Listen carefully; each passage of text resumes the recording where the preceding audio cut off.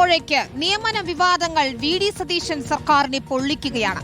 ഹൈക്കോടതിയിലെ സർക്കാർ അഭിഭാഷക നിയമനമാണ് പുതിയ വിവാദത്തിന് തിരികൊളുത്തിയത്. മുഖ്യമന്ത്രിക്ക് നേരെയാണ് മുന്നണിക്കകത്തു തന്നെ വിമർശനം വരുന്നത്. മന്ത്രിമാരെയും മുന്നണിയെയും ഇരുട്ടിൽ നിർത്തി മുഖ്യമന്ത്രി ഒറ്റയ്ക്കെടുത്ത തീരുമാനങ്ങളാണ് ഇപ്പോൾ വിവാദമായിരിക്കുന്നത്.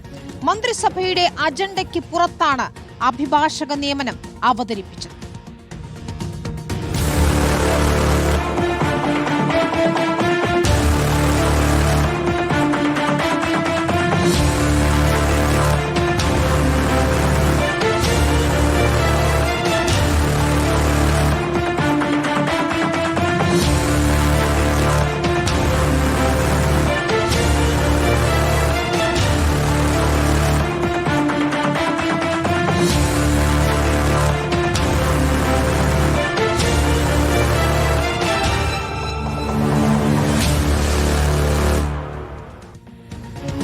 ഒരു രാജിയിൽ തീരില്ല കാര്യങ്ങൾ. അഭിഭാഷക നിയമനത്തിൽ കൂടുതൽ പരാതികൾ വരികയാണ് കേട്ടോ.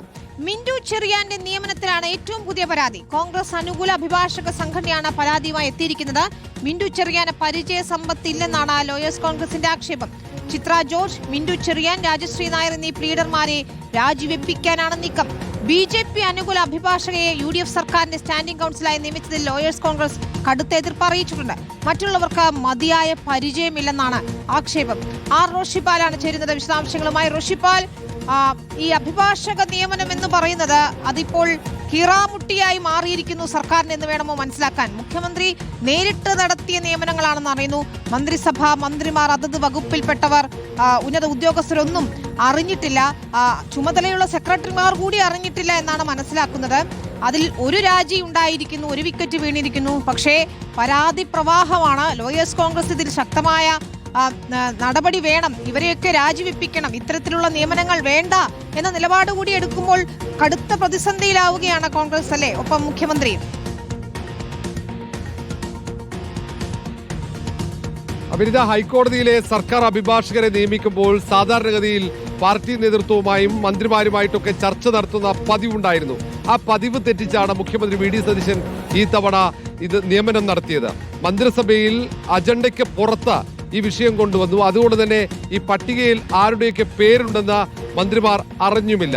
അങ്ങനെ നിയമനം വന്നു. അതിൽ ദേവസ്വം വകുപ്പിന്റെ സർക്കാർ അഭിഭാഷകന്റെ കാര്യത്തിൽ വിവാദമുണ്ടായപ്പോൾ, അത് പ്രത്യേകിച്ച് സ്വർണ്ണക്കൊള്ള കേസിലെ പ്രതികൾക്ക് വേണ്ടി കോടതിയിൽ ഹാജരായ ദേവസ്വത്തിന്റെ അഭിഭാഷകനായി വന്നത് പ്രദീപ് വന്നത് വിവാദമായ സാഹചര്യത്തിലാണ് മറ്റ് അഭിഭാഷകരുടെ പേരുകൂടി കോൺഗ്രസ് നേതാക്കൾ പരിശോധിച്ചത്. ആ ഘട്ടത്തിലാണ് കോൺഗ്രസുമായി ബന്ധമില്ലാത്തവർ, CPM-മായി ബന്ധമുള്ളവർ, BJP-യുമായി ബന്ധമുള്ളവർ, പരിചയസമ്പത്ത് ഒട്ടുമില്ലാത്തവരൊക്കെ ഈ പട്ടികയിൽ ഇടം പിടിച്ചിരിക്കുന്നു എന്നതാണ്. ലോയേഴ്സ് കോൺഗ്രസ് ആണെങ്കിൽ KPCCക്ക് പരാതി നൽകിയിരുന്നു. ആ പരാതിയിൽ തന്നെ വ്യക്തി താല്പര്യവും ബാഹ്യ ശക്തികളുടെ ഇടപെടലും ഈ പട്ടിക തയ്യാറാക്കുന്നതിൽ, ഈ അഭിഭാഷകരെ നിയമിക്കുന്നതിൽ ഉണ്ടായിട്ടുണ്ടെന്ന് ചൂണ്ടിക്കാട്ടിയിട്ടുണ്ട്.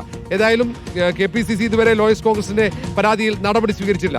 അതിൽ ഏറ്റവും കൂടുതൽ സംശയം അത് ദൂരീകരിക്കേണ്ടതുണ്ടല്ലോ. എങ്ങനെയാണ് ഈ നിയമനം നടത്തുന്നത് എന്നത്, എങ്ങനെയാണ് മുഖ്യമന്ത്രി മാത്രമായി ഈ തീരുമാനം എടുക്കുന്നതിലേക്ക് എത്തിയത് എന്നത് സ്വാഭാവികമായ ഒരു ചോദ്യമാണ്. പല ഘട്ടങ്ങളിലായി ഇതിൽ പരിശോധനകൾ നടത്തുകയോ അതല്ലെങ്കിൽ ഏതെങ്കിലും തരത്തിൽ ഇവരുടെ യോഗ്യതകൾ പരിശോധിച്ചുകൊണ്ട് ലിസ്റ്റ് നൽകുകയോ ഒക്കെ ചെയ്തിരുന്നെങ്കിൽ ഈ പാകപ്പിഴകൾ ഒഴിവാക്കാമായിരുന്നതല്ലേ?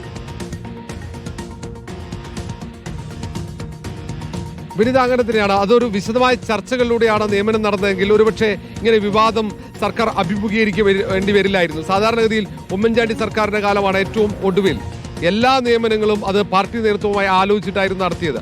മാത്രവുമല്ല മുതിർന്ന നേതാക്കളുമായി ആലോചിക്കാറുണ്ടായിരുന്നു. പക്ഷേ ഈ തവണ നിയമനങ്ങൾ, അത് ആദ്യം IAS സ്ഥലം മാറ്റമായിരുന്നു വിവാദമായത്. അതും മന്ത്രിമാരുടെ അഭിപ്രായം തേടാതെ അവരുടെ വകുപ്പിലെ സെക്രട്ടറിമാരെ പൊടുന്നനെ മാറ്റുന്നു. അത് വിമർശനത്തിന് വിധേയമായതിനു ശേഷമാണ് പിന്നീട് അങ്ങോട്ട് ഇനി എല്ലാം ആലോചിക്കുമെന്ന് മുഖ്യമന്ത്രി പറഞ്ഞത്. അതിനുശേഷം ഏറ്റവും ഒടുവിൽ ദേവസ്വം മന്ത്രിയുടെ അഭിഭാഷകനെ നിയമിക്കുമ്പോൾ അതിൽ ദേവസ്വം മന്ത്രി അറിഞ്ഞില്ല. ആ തസ്തിക സൃഷ്ടിക്കുമ്പോൾ അത് വകുപ്പ് സെക്രട്ടറി അറിയില്ല, ധനകാര്യ വകുപ്പ് അറിയില്ല. അങ്ങനെ ആരും അറിയാതെ മന്ത്രിമാരെയും ഒപ്പം പാർട്ടിയെ മുന്നണിയൊക്കെ ഇരുട്ടിൽ നിർത്തിയുള്ള നിയമനം. എന്തിനാണ് ഇങ്ങനെ തിരക്കിട്ട് ചർച്ചകൾ നടത്താതെ നിയമനം നടത്തിയത്? ആരാണ് മുഖ്യമന്ത്രി ഈ കാര്യം ഉപദേശിച്ചത് എന്ന ചോദ്യങ്ങളുണ്ട്. ആ ചോദ്യങ്ങൾക്ക് ഒരുപക്ഷെ ഈ ആഴ്ച വാർത്താ സമ്മേളനം നടത്തുമ്പോൾ മുഖ്യമന്ത്രി വി ഡി സതീശൻ മറുപടി പറയുമെന്ന് പ്രതീക്ഷിക്കാം. കാരണം പട്ടിക പരിശോധിക്കുമ്പോൾ പട്ടികയിൽ CPM-മായി അനുഭാവമുള്ള അല്ലെങ്കിൽ CPM സംഘടനയുമായി ബന്ധമുള്ളവർ ഇടം പിടിച്ചിരിക്കുന്നു. BJP-യുമായി ബന്ധമുള്ളവർ, BJP-യുടെ അഭിഭാഷക സംഘടനയായ അഭിഭാഷക പരിഷത്തിന്റെ നേതാവ് പോലും അവസാന ഘട്ടത്തിൽ ഈ പട്ടികയിലേക്ക് എത്തുന്നു. അത് പക്ഷേ ലോയേഴ്സ് കോൺഗ്രസിന്റെ എതിർപ്പ് കാരണം ഇതുവരെ ആ പട്ടിക പുറത്തു വന്നിട്ടില്ല. ഒരുപക്ഷെ ഇനി മൂന്നാം ഘട്ടത്തിലെ പട്ടികയിൽ അമൽദേവിന്റെ പേര് വരുമോ എന്ന ആശങ്ക. അത് BJP-യുടെ അഭിഭാഷക സംഘടനയുടെ നേതാവാണ് എന്നതാണ് ഏറ്റവും പ്രധാനപ്പെട്ട കാര്യം. ഇപ്പോൾ കേന്ദ്ര സർക്കാരിന്റെ സ്റ്റാൻഡിംഗ് കൗൺസിലാണ് അമൽദേവ്. അതേപോലെ തന്നെയാണ് ഇപ്പോൾ ഏറ്റവും ഒടുവിൽ ഇതിൽ മറ്റൊരാളുണ്ട്, അത് ചിത്ര ജോർജാണ്. കേന്ദ്ര സർക്കാരിന്റെ അഭിഭാഷകയാണ്.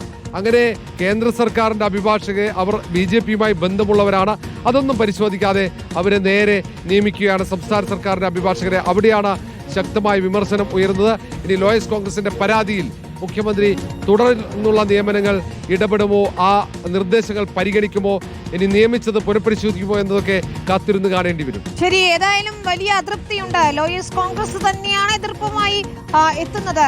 പല നിയമനങ്ങളും പരിചയസമ്പത്ത് ഇല്ലാത്തവരെയാണ് നിയമിച്ചിരിക്കുന്നതെന്ന പരാതി വരുന്നു. ഇവരുടെ രാഷ്ട്രീയ ബന്ധം എന്ത് എന്ന ചോദ്യമൊക്കെ വരുന്നുണ്ട്. റോഷിപാൽ പറഞ്ഞതുപോലെ തന്നെ ഇതിന് ഇപ്പോൾ മുഖ്യമന്ത്രിയുടെ നിലപാട് എന്താ എന്നത് നിർണായകമാണ്. ഇന്ന് എറണാകുളത്തെ വിവിധ പരിപാടികളിൽ അദ്ദേഹം പങ്കെടുക്കുന്നുണ്ടെങ്കിലും ഒരു തരത്തിലും ഈ നിയമന വിവാദത്തിൽ പ്രതികരണത്തിന് തയ്യാറായിട്ടില്ല. രാജി അദ്ദേഹം ചോദിച്ചു വാങ്ങിയതാണ്.